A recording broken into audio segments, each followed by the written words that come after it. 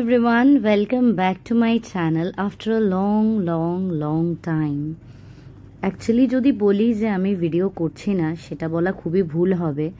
Video তো করেছি plus অনেক পুরনো ভিডিও আছে, কিন্তু চারপাশের যা সিচুয়েশন, যা কিছু চলছে আমাদের চারপাশে, তার জন্য মন মেজাজ কোনোটাই ভালো নেই।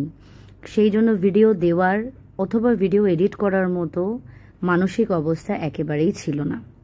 কিন্তু তবুও যেরকম সময় কারোর জন্য থেমে থাকে না, ঠিক সেরকমভাবে আমাদেরকেও কিন্তু আমাদের ধর্মীয় আচার অনুষ্ঠান সব কিছুর মধ্যে দিয়েই আমাদেরকে চলতে হবে।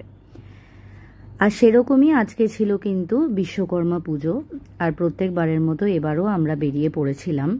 অ্যাকচুয়ালি মাই আমাকে ব্যাপারটা নিয়ে ভালো করে বুঝিয়েছিল যে বিচারের জায়গায়, আন্দোলনের জায়গায় সব কিছু করেই কিন্তু আমাদেরকে আন্দোলনের জন্য লড়াই করে যেতে হবে, যাতে আমরা একদিন জাস্টিস পাই এবং আমরা জানতে পারি যে ঘৃণ্য থেকে ঘৃণ্যতম কাজটা ঠিক কারা করেছে। তার জন্যই কিন্তু আমরা আন্দোলনের সময় আন্দোলন, র্যালির সময় র্যালি, আর আমাদের সমস্ত পার্সোনাল কাজের জায়গা কিন্তু পার্সোনাল কাজের জায়গাতেই থাকবে। তো আমাদের বাড়ির উল্টো দিকে পাটুলি ফায়ার ব্রিগেড অন্যান্য বারের থেকে একটু আলাদা, এবার কিন্তু ওরা পুজো করেছে। ফায়ার মিউজিয়াম বানিয়েছিল, একটা থিম বলতে পারো ছোট্টর ওপরে, যেটা ভীষণই মিষ্টি লাগছিল দেখতে। ভেতরে ঢুকে দেখলাম যে ফায়ার ব্রিগেডে ফায়ার এক্সটিংগুইশ করার কাজে কিন্তু যে সমস্ত ইনস্ট্রুমেন্টস ইউজ হয়, যে সমস্ত মেশিনস ইউজ হয়, যা কিছু ইউজ হয় সেগুলো সবকটা পাশাপাশি রাখা ছিল, আর তাদের ব্যাপারে অনেক ধরনের ইনফরমেশনস দেওয়া ছিল। তো সেটাই আমরা ঘুরে ঘুরে দেখছিলাম আর ভাবছিলাম তোমাদেরকেও দেখাবো, তাই আমি ভিডিও করে নিয়েছিলাম। বিশ্বকর্মা ঠাকুরও কিন্তু ভীষণ সুন্দর ছিল, আর আমাদের সামনে একটা গ্যাজেট রাখা ছিল, আমি ঠিক জানি না এটার কাজ কি, সেই জন্য কাজ থেকে জুম করে তোমাদেরকে দেখিয়ে দিলাম। খুব সম্ভবত এটা ওই ফায়ার এক্সটিংগুইশের কাজেই হয়তো কোনো কারণে লেগে থাকতে পারে। তোমরা যদি কেউ জেনে থাকো তাহলে কিন্তু আমাকে কমেন্ট বক্সে অবশ্যই জানিও যে এটার কাজ কি। তো এদিকেও দেখতে পাচ্ছ নানা ধরনের জিনিসপত্র, প্লাস কোথাও যদি আগুন লেগে যায় সেটার থেকে কি করে কি করতে হয় সমস্ত ধরনের কিন্তু জিনিসপত্র এখানে রাখা ছিল, আর সেই জন্যই এটাকে একটা ফায়ার মিউজিয়াম বলা হয়েছে।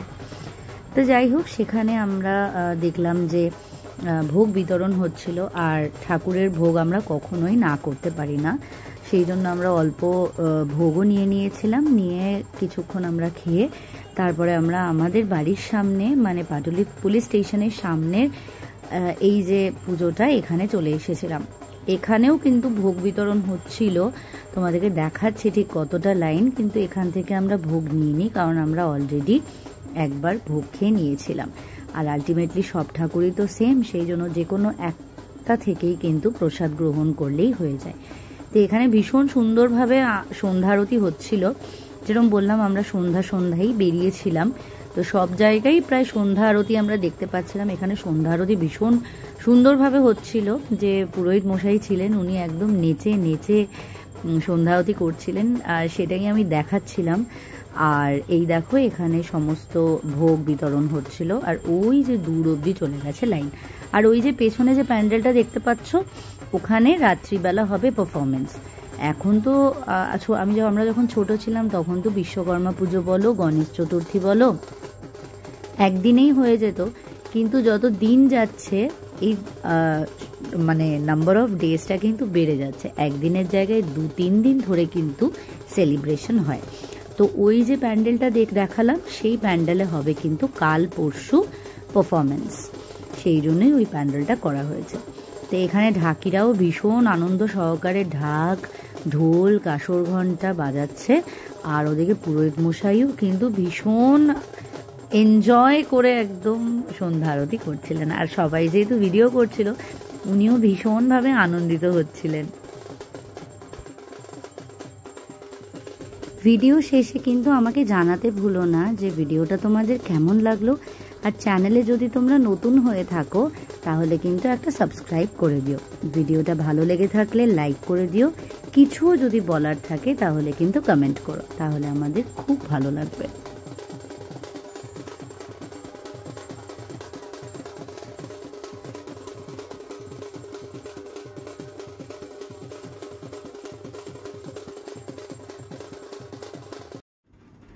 তারপরে আমরা চলে গেলাম আমাদের বাড়ির সামনে আরেকটা পুজোতে।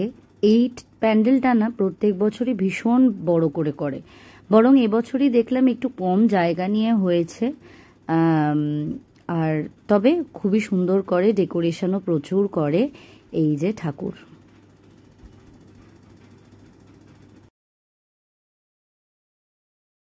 বাই দ্য ওয়ে জানো তো, বিশ্বকর্মা পুজো মানেই তো ঘুড়ি ওড়ানো, কিন্তু আমি একেবারেই ঘুড়ি ওড়াতে পারি না, আর এবছর তার জন্য আমার ঘুড়ি ওড়ানোও হয়নি।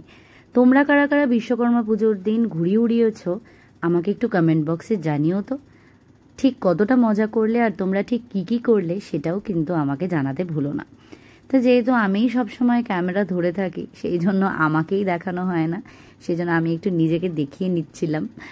তো তারপরে চলে এলাম, আমাদের কাছেই একটা বাস স্ট্যান্ড ছিল, 45 বাস স্ট্যান্ড। সেই বাস স্ট্যান্ডের মধ্যে যে পুজোটা হয় সেই পুজোর সামনে কিন্তু চলে এসেছিলাম। অ্যাকচুয়ালি আমরা যে সময় বেরিয়েছিলাম সেই সময় পুজো তো হয়ে গেছিলো, সন্ধ্যারতিও আস্তে আস্তে সব জায়গায় শেষ হয়ে যাচ্ছিল, সেই জন্য বেশ ফাঁকা ছিল। আর এই যে ঠাকুর, এই ঠাকুরটা হচ্ছে একদম পালকির পাশে, 45-এর কাছে যে পালকি রেস্টুরেন্ট আছে, সেই পালকি রেস্টুরেন্টের একদম গায়েই ছিল এই পুজোটা। আর এটা ছাড়াও চারপাশে আরও ছোট ছোট পুজো ছিল, যেগুলো আমি এক এক করে সবকটাই প্রায় রেকর্ড করেছি, কারণ যাতে পরবর্তী বছরগুলোতে আমার এটা ভাবতে না হয় যে আরে ও বছর আমি কি করেছিলাম, যাতে এই মেমোরিগুলো আমার কাছে সব সময় থেকে যায়, সেই জন্যই আরও এই সমস্ত ভিডিওসগুলো করা।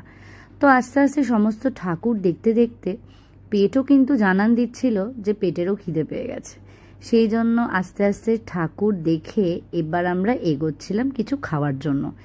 খাওয়া বলতে আমরা খেয়েছিলাম ওই ফুচকা, যেটার ভিডিও অ্যাকচুয়ালি করা হয়ে ওঠেনি, তার কারণ তো জানো, ফুচকা মানেই 2 হাতের ইনভলভমেন্ট, আর ক্যামেরা ধরার মতো আর কেউ ছিল না। আমি, মার, পিসি 3 জনেই ফুচকা খেয়েছিলাম। আর ভাই তো গেছিল সেদিন জিমে, তার কারণ একটাই, জিমে ছিল পুজো, আর সেই পুজোতে তার ছিল ইনভিটেশন, সেই জন্য ফ্রেন্ডসদের সাথে গেছিল কিন্তু জিমে। তারপরে ফুচকা খেয়ে আমরা চলে এসেছিলাম জাস্ট বেকডে, যেটা আমাদের গড়িয়া মোড়ে একদম নতুন ওপেন হয়েছিল, সেইখানেই চলে এসেছিলাম। সেইখানে একটু কিছু খেয়ে দিয়ে আজকের দিনটা শেষ করলাম।